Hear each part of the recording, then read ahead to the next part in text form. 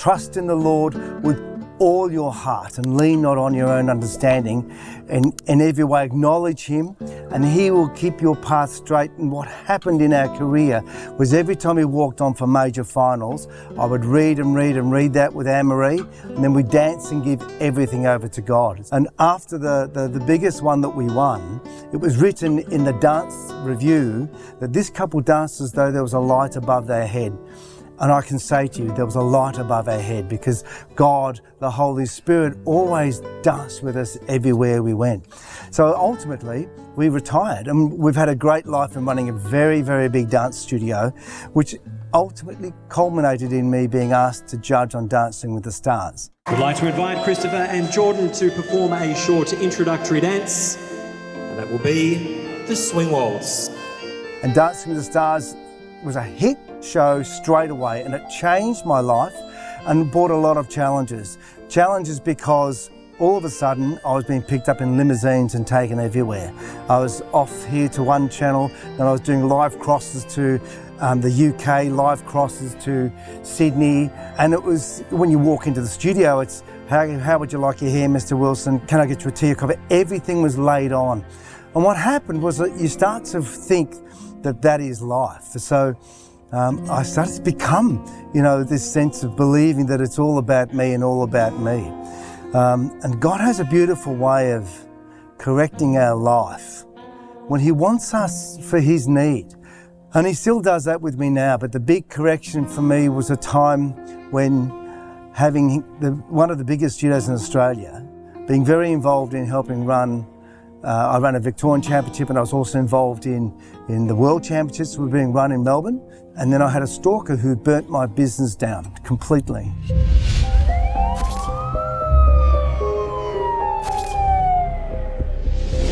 So I had a phone call one night from the police and the fire brigade who said, your studio's on fire. So I went down there to have a look, and I just presumed that, it's just I said to my wife, it's just a kitchen fire. Well, it wasn't. It was purposely done. And we lost everything, which included our trophies, pictures that we valued because they were from very important people in our lives. And they devastated us because we went from making an income to nothing. There was so much pain that happens when something that you've built over 15 years is taken away overnight. So we had the resolve to keep fighting and praying and going to church, and we started again 3 years later in the most amazing dance studio with plasma screens and cameras and a brand new dance floor, air conditioned. It was amazing. And then 12 weeks later, I had another phone call from the fire department who said, Mr. Wilson, your dance studio's on fire. So I said to the man, that can't be right, because we're not there anymore, there's a mistake. And he said, no, you need to come down now. So the brand new studio, 12 weeks after we opened it and put it together, was burnt down the same way. And that's when someone phoned and said, if you set up again, then we're going to burn your house down.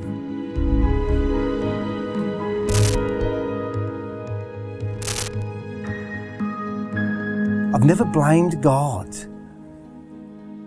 but I certainly feel closer through His grace and glory, because the depth of the pain helped me be closer to God and not attached to the worldly things.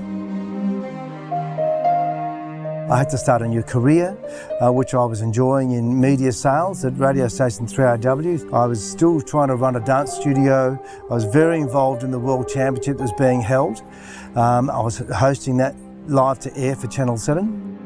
And I was just pushing everything to keep going, and then on the Monday, I was supposed to run a social dance, and I couldn't run that social dance.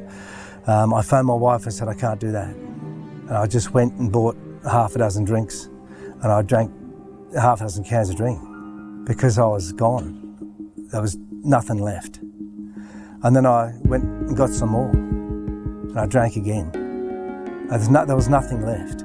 How was I going to now, after these actions, feed my family?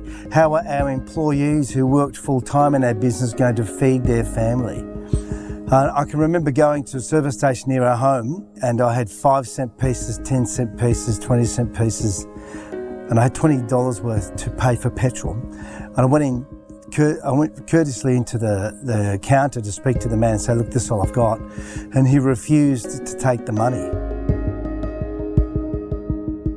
The ability for Jesus to not be tempted in that 40 days in the desert, to come to his end when he was crucified and saying, Father, forgive them, just gives us strength. It's a great example that non-violent reaction to other people's inability to deal with life is important. And it wasn't straight away. I didn't deal with forgiveness straight away. We are taught not to be revengeful.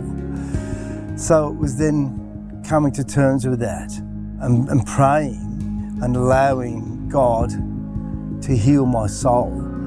And that took time, and it still takes time sometimes when I know it's financially affected our life permanently. But our journey with God is for a reason. And so I just continue to invite God to influence my life and live in peace, just feeling like I'm sitting deeply in God's presence, like God's water flowing over me, so I can be in the space that God needs for my life. I am living proof that God continues to be with you in your life. He just continually asks us to hold his hand. And that's the important thing. The one thing I've learned so much with the other challenges that have happened since then, and there's always going to be challenges, he just says, Mark, hold my hand. And when you hold God's hand, and when you speak with Jesus and pray with Mary, when that happens, there's a closeness and a calmness, a peacefulness that comes to us that is not human. It's beyond human because it's godly, in the other space that we don't see, but we know it exists.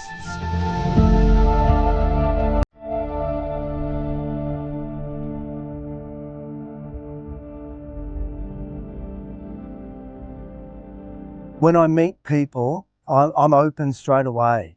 I open the door to talk about God. One great example was I'm flying back from Sydney to where I live, and I was sitting next to a girl, and we're just chatting, and she says, I can see you love God. I said, I do love God. And she said, have you ever been to this church? I said, no, I haven't been to this church. And she said, well, I'm getting engaged and this is where I'm going to get married. So I said, I'll join you. So I went to her church on a Sunday. She didn't turn up.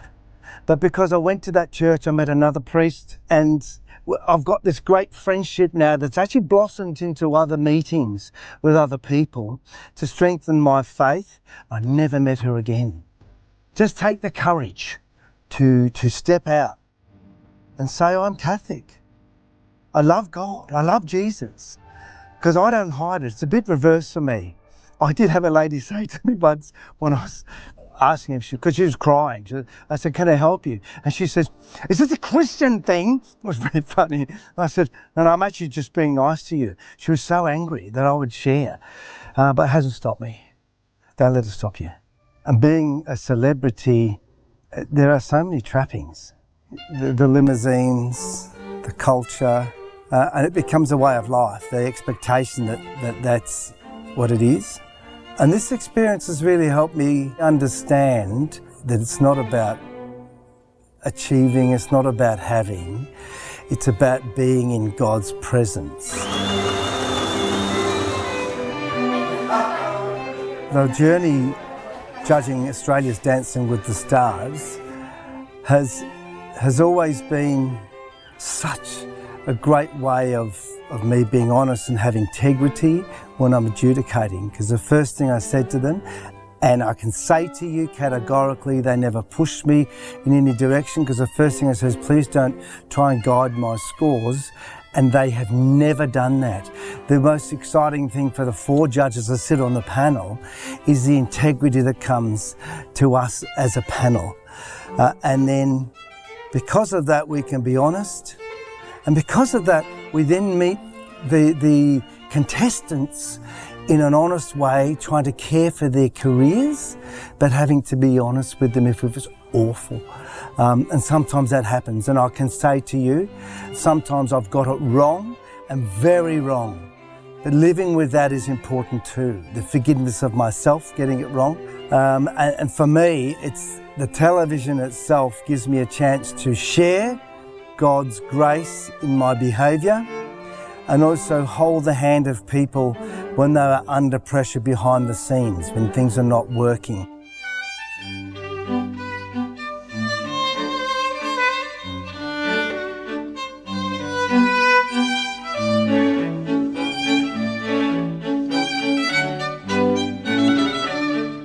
There's a flow that goes through my heart and my soul when I'm riding the wave of God's grace, like surfing, and like success when you're dancing. There's a flow that happens when you know you're in the moment, and there's nothing that can change the way you feel and the beauty of your movement.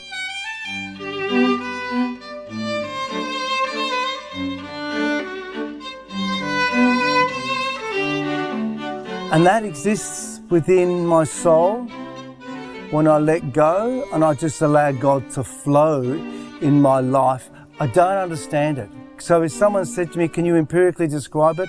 I can't empirically describe it. But I can say that since these tragedies that happened financially to us in Melbourne, and then we moved interstate and started life again, it was really tough. It took us 6 years to start another business, and that was destroyed as well. Nothing has changed my faith, because the back end of these things that happen is a close feeling I have to God to then see what happens next. And what happens is doors open. I don't understand why they open. Then I arrive there, and then someone will phone and say, Mark, we need you to do this. Like Dancing with the Stars, they phoned up and said, Mark, can you come back and judge again? Right? That was never going to happen in my life. But when bad things happen to us, there's always, through faith, an opportunity to sit in the silence of God's presence and not run. Because our initial action is to run and fix it. Sit in the silence of God's presence. And that's what I'm learning, is faith. That's what faith is. That, okay, I'm going to let you do it. I'm not leading.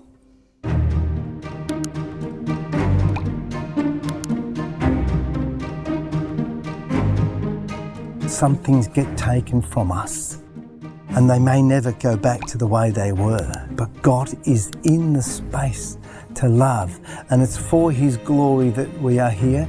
It's for His glory that I am here. And He gifts me every day to be able to get out of bed and say thank you for another day.